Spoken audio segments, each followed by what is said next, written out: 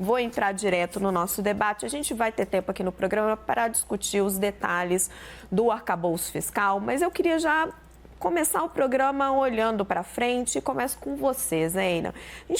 Esse debate se instalou no Brasil, puxado muito pelo presidente Lula. Agora que o arcabouço fiscal foi apresentado, que o texto está no Congresso, a gente ainda não sabe como é que ele vai sair, mas o texto está lá. Temos condições para iniciar a queda da taxa de juros no Brasil? Olha, a decisão do Banco Central sobre política monetária, para começar, ela envolve um amplo conjunto de variáveis, né? Então, não é que é uma ou outra coisa que se altera e o Banco Central já se vê em condições de relaxar os juros. Então, a questão fiscal é um dos elementos.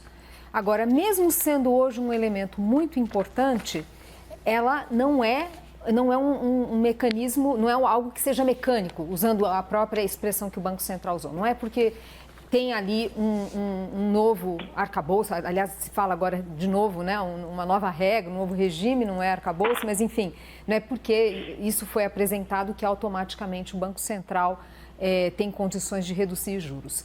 Primeiro, pela natureza do atual arcabouço, que não dá uma previsibilidade em relação ao grau de impulso fiscal que a gente vai ter daqui para frente, né? A gente tem uma regra, tentando ser econômica aqui, porque eu sei que a gente vai discutir isso, mas enfim, uma regra que se apoia, dá incentivos ao aumento da carga tributária e pelo seu desenho não dá para a gente dizer que a despesa como proporção do PIB vai ter uma trajetória favorável.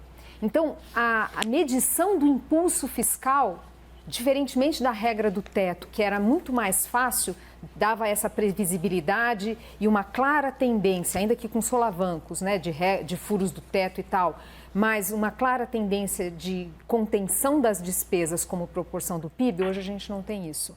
Então, fica a questão da fiscal impactando a política monetária por alguns canais. Primeiro, eu não sei qual vai ser exatamente a trajetória do impulso fiscal. Segundo, eu não sei, numa trajetória de relação dívida sobre PIB, que também pode não ter a trajetória, né, de queda necessária, ou pelo menos de estabilização, e, portanto, gerar um terceiro ponto, que é qual a interpretação do mercado em relação a isso, como isso bate nas expectativas. Então, tanto do ponto de vista do impulso fiscal por si só, quanto isso bate na demanda, mas certamente também a formação das expectativas. Então, o mais prudente seria o Banco Central aguardar mais informações sobre isso. Ainda mais porque há muito receio, e não sem razão, a julgar pela nossa experiência, dos riscos da tramitação no Congresso. Tem vários elementos ali, os tais 13 pontos que estão excluídos da meta, da regra, por exemplo, se abriu um precedente aqui. A gente não sabe o que vem ainda de alteração no Congresso.